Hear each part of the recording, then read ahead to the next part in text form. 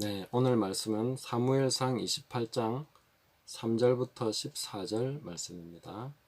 제가 전반부 읽어드리겠습니다. 사무엘이 죽었으므로 온 이스라엘이 그를 두고 슬피 울며 그의 고향 라마에 장사하였고 사울은 신접한 자와 박수를 그 땅에서 쫓아내었더라. 블레셋 사람들이 모여 수넴에 이르러 진침해 사울이 온 이스라엘을 모아 길보아에 진쳤더니 사울이 블레셋 사람들의 군대를 보고 두려워서 그의 마음이 크게 떨린지라. 사울이 여호와께 묻자오되 여호와께서 꿈으로도 우림으로도 선지자로도 그에게 대답하지 아니하시므로 사울이 그의 신하들에게 이르되 나를 위하여 신접한 여인을 찾으라. 내가 그리로 가서 그에게 물으리라 하니 그의 신하들이 그에게 이르되 보소서 엔돌에 신접한 여인이 있나이다. 오늘 이 말씀은 우리가 성경을 읽다가 갑자기 좀 당혹해지는 부분입니다. 이런 일을 어떻게 이해해야 되지 하고 좀 혼란이 생기는 그런 대목이죠. 한 가지 먼저 우리가 생각할 수 있는 혼란은 사울이 왜 갑자기 신접한 자와 박수를 그 땅에서 쫓아냈을까? 어떤 하나님 앞에 정신을 차리고 살려고 하는 걸까? 하는 그런 생각을 하게 되고요. 두 번째는 이제 사울이 다급해서 신접한 여인을 찾아서 사무엘을 불러 올리라 했는데 사무엘이 진짜 나타난 거죠. 이게 참 우리에게 당황스러운 부분입니다. 자, 이런 부분을 우리가 제대로 잘 해석하지 못하면 성경을 또 오해하는 그런 부분이 생기고 특히 영적인 면에 대한 오해가 생기기 때문에 이 말씀을 잘 들으시고 또 분별하시고 또 분별력을 가지시면 좋겠습니다. 또 이 말씀을 우리가 보면서 교훈적인 부분은 그렇습니다. 한 사람이 하나님을 섬기다가 떠나서 혹은 타락을 해서 살아가다가 이제 그 멸망의 끝자락에 이르렀습니다. 멸망의 끝자락에 나타나는 현상이 바로 이런 현상이다. 이렇게 볼 수 있고요. 또 크게 보면은 우리 전 세계적으로 종말이 이르를 것인데 지구적인 종말도 역시 이런 혼란스러운 우리를 당혹하게 하는 이런 내용들이 꽤 많이 나타날 것이다 하는 것을 볼 수 있습니다. 그래서 작게는 한 사람의 개인적인 인생에서 크게는 어떤 국가적인 면에서 또 더 크게는 세계적인 면에서 적용될 수 있는 그런 내용이기 때문에 우리가 잘 보고 깨달으면 좋겠습니다. 먼저 사울이 왜 신접한 자들과 박수를 쫓아냈을까? 그것은 사울이 그동안 악령의 지배를 받아온 사실에서 우리가 그 내용을 깨달을 수 있어야 되겠습니다. 사울을 지배한 영의 성격은 계속해서 다윗을 죽이려고 하는 것을 보아서 또 그것을 회방하고 자기의 어떤 권위에 도전하고 자기 권세를 누리는 이런 것을 방해하는 존재를 극히 싫어하는 그런 영의 성격을 가지고 있습니다. 그래서 나중에는 요나단조차 죽이려고 하고 자기 부인조차 모욕하고 딸조차 이용해 먹고 뭐 이런 식이죠. 거의 소시오패스와 같은 그런 성격을 나타내는데 그 사울을 지배한 악령의 성격이 그렇다는 것입니다. 그래서 뭐 배척하는 영 혹은 고립의 영 이런 식으로 이름을 붙여줄 수 있지 않겠나 싶은데요. 경쟁자를 허용하지 않는 그런 영입니다. 그러니까 이 영이 이제 지금까지는 사무엘 때문에 이스라엘 전체에서 자기 영향력을 아직 다 나타내지 못했는데 사무엘이 죽었다 이렇게 돼 있죠. 사무엘이 죽었으므로 사무엘이 죽은 시점부터 이 영이 이제 자기의 영역을 더 확장하고 싶은 욕구를 강하게 발출하는 것입니다. 그래서 사울을 충동시켜서 자기 경쟁자, 영적인 세계의 경쟁자죠. 지금까지는 다윗이라는 어떤 그 나라의 왕권의 경쟁자를 계속 추적하고 죽이려고 하고 했지만 이제는 이제 영적인 세계에서까지 자기의 어떤 영역을 확장하고 싶은 그런 욕망을 가지고 신접한 자, 그런 박수무당들을 다 쫓아내는 것입니다. 영적으로 자기들끼리 싸우는 귀신들끼리의 싸움이다, 이렇게 보면 됩니다. 그런데 지금 물질계의 왕권을 잡은 사울을 지배하는 영이 훨씬 유리한 입장에서 다른 모든 영들을 영역 밖으로 쫓아냈다, 이렇게 보시면 되겠습니다. 그 다음에 이제 이 신접한 여인이 불러올린 사무엘의 정체가 뭐냐, 진짜 사무엘인가 아닌가, 자, 이건 이제 또 봐야 되겠죠. 그리고 그 전에 우리가 생각할 것은, 그럼 이 사울을 지배하는 영은 왜 다시 신접한 여인을 찾아서 도움을 받아야만 했을까?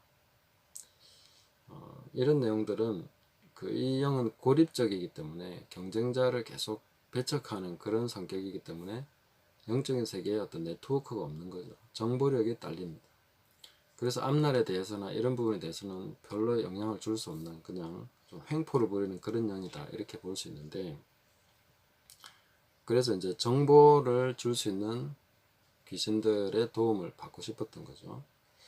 그래서 이제 신접한 여인을 찾아갔다, 이렇게 볼 수 있습니다. 그리고 이 여인이 불러올린 사무엘은 진짜 사무엘일 리가 없죠. 그렇지 않습니까? 두 가지로 볼 수 있습니다. 하나는 땅에서부터 올라왔다. 땅에서부터 올라왔다는 것부터가 상당히 신빙성이 떨어지죠. 하늘에서 내려와야 정상이죠. 사무엘이 왜 땅에서 올라옵니까? 그 다음에 한 노인이 올라왔다, 이랬습니다. 우리가 죽은 그 상태로 계속 영계에 머물러 있을 것이다 생각하는 것은 아주 어리석은 생각이죠. 예수님이 이 천국에서는 남자가 여자나 이렇게 결혼하는 일이 없다.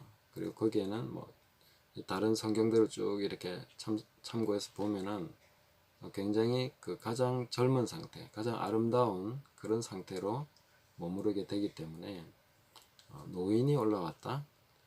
굉장히 신빙성이 떨어질 수밖에 없는 내용인 거죠.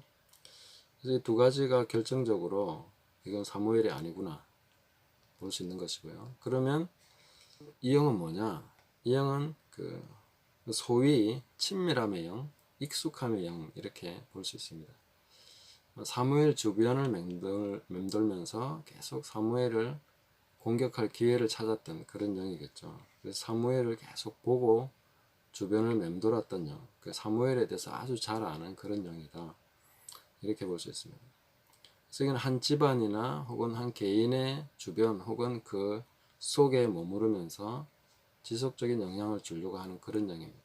그래서 뭐 할아버지 모습, 죽은 누구 모습, 이런 식으로 나타날 수 있는 영인 거죠. 사람도 기술이 좀 좋으면은 좀 분장을 하고 목소리까지 흉내내면 비슷하게 낼 수 있죠. 그러니까 그런 것처럼 이 사무엘로 나타난 이 영은 익숙함의 영입니다. 그러면 이 익숙함의 영이 어떻게 해서 이 사울의 앞날에 대해서 정확한 예언을 할 수 있었는가? 이 부분도 뭐 그렇게 어려운 문제는 아닙니다. 왜냐하면은 이미 사울은 하나님께 버림받았고 사탄의 권세 아래 넘겨졌습니다. 그렇기 때문에 귀신이 사울의 미래에 대해서 예언할 수 있는 것은 그렇게 어려운 일이 아니죠. 만약에 하나님의 손안에 있는 사람이라면 귀신이 예언할 수 없죠. 자기 계획은 세울 수 있겠습니다만은 정확한 예언은 불가능합니다. 하나님께서는 우리의 삶을 향해서 예언하실 수 있죠. 왜냐하면 하나님은 주관하시는 분이니까. 그러나 귀신은 그리스도인의 삶, 하나님의 지배를, 통치를 받는 사람의 미래를 예언할 수 없습니다. 하나님의 손안에 있고 자기 소관이 아니기 때문이죠. 그런데 이 사무엘을 빙자해서 사무엘을 흉내내는 이 영은 이 사울의 미래에 대해서 정확한 예언을 했죠. 그것은 이미 하나님께서 사울을 사탄에게 넘기셨다, 이렇게 볼 수 있는 것입니다. 자, 이렇게 이제 우리가 좀 당황스러운 부분들을 정리하고요. 그럼 우리는 이 말씀을 보면서 무엇을 깨달아야 되겠습니까? 시간이 갈수록 어떤 하루하루가 누적돼 가면서 악한 영의 지배를 받는 것도 계속 강력해집니다. 그리고 성령의 지배를 받는 것도 우리가 계속 더 성령과 함께 친밀하고 더 사랑하고 더 알아가고 더 순종하고 그럴수록 더 강력하게 나타나게 되는 것이죠. 우리가 오랫동안 귀신의 지배를 받아온 나라들이나 이런 데서는 어떤 현저하게 영적인 현상들을 귀신이 물리적 세계 속으로 나타내기도 합니다. 예를 들어서 애굽에서 모세가 갔을 때에 지팡이를 뱀으로 만든다든지 물을 피로 만든다든지 이런 내용들을 애굽의 술사들도 그대로 할 수 있었죠. 그러니까 흑마술이라는 것이 발전하게 되는 것입니다. 웬만큼 물리적 세계까지 영향을 낼 수 있는 그런 것이죠. 그러나 그 지배력이 오래되지 않은 상황에서, 예를 들어서 엘리야와 그 갈멜산에서 그 바알의 선지자 850명 이렇게 대결하는 상황에서요, 하늘에서 불이 내리게 하는 것을 그들은 할 수가 없었죠. 그런 하나님과 함께 동행했던 엘리야는 하나님께 기도함으로 하나님께서 물리적인 세계 속에 불을 내리셔서 재물과 도랑과 돌까지 막 태우는 그런 강력한 불로 임하셨죠. 그래서 그 악령의 지배를 사울이 꽤 오랫동안 받아왔기 때문에 나라 전체가 악령의 영향에 상당히 많이 잠식당한 상태입니다. 그렇기 때문에 이제 신접한 여인 이런 사람들이 좀 활개를 치고 영향을 나타낼 수 있었던 것이죠. 그리고 사무엘을 불러 올릴 수 있을 만큼 이런 식으로 어떤 현상들을 나타낼 수 있는 능력을 보여주는 것입니다. 마지막 때를 가면 어떻습니까? 계시록에 넘어가면 이제 사탄도 자기가 하늘에서 불을 내립니다. 그 정도의 어떤 물리적인 현상을 나타낼 수 있게 됐다는 것은 세상 전체가 어떤 악한 영의 영향을 아주 깊이 받아들여서 오랫동안 그런 것이 활성화되는 상태로 지금 가고 있다는 것이죠. 그러면 이제 마지막 때로 갈수록 나타나는 것이 뭡니까? 귀신의 사람, 거기에 속한 사람들도 더 강해질 것이고 성령에 속한 사람들도 더 강하게 나타날 것입니다. 뭐든지 다 누적돼 가는 것이죠.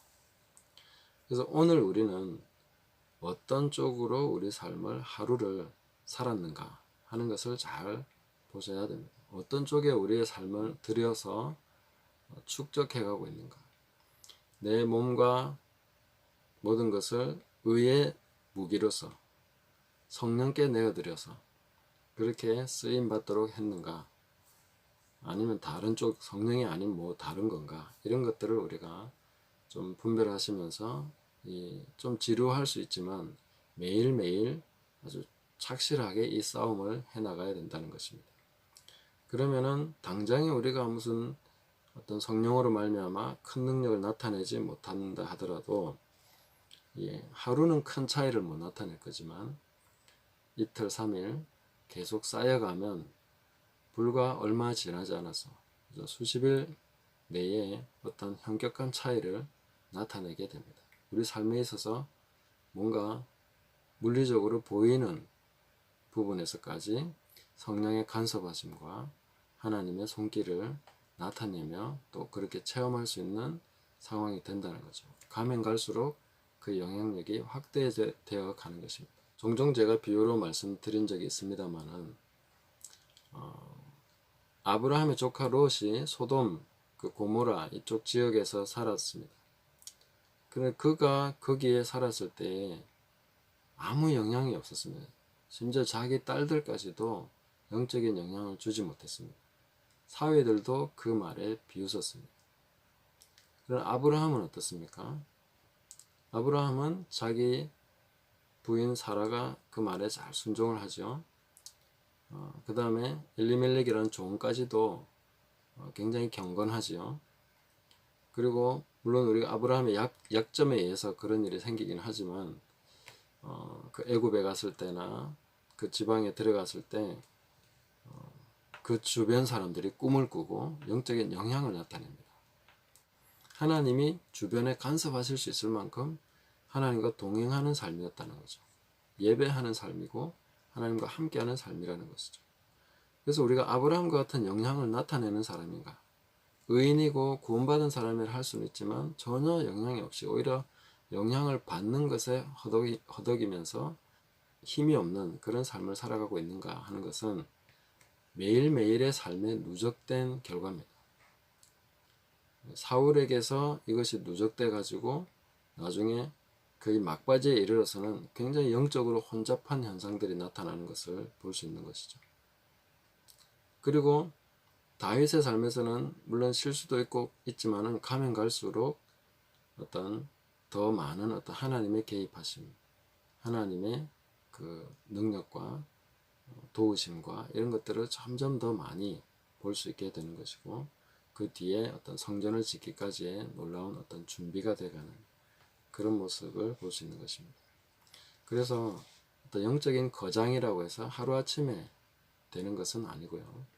우리도 매일매일 쌓여가면 거장이 될 수도 있고, 또 잘못 쌓여가면 어떤 이 혼란스러운 쪽으로 빠져들어갈 수도 있기 때문에 오늘 하루 또 매일매일 하나님 앞에서 마음을 다잡고 순종의 삶을 살아가시기를, 또 성령님과 함께 동행하는 삶을, 거룩한 삶을 추구하시면서 그렇게 살아가시기를 예수님의 이름으로 축복합니다.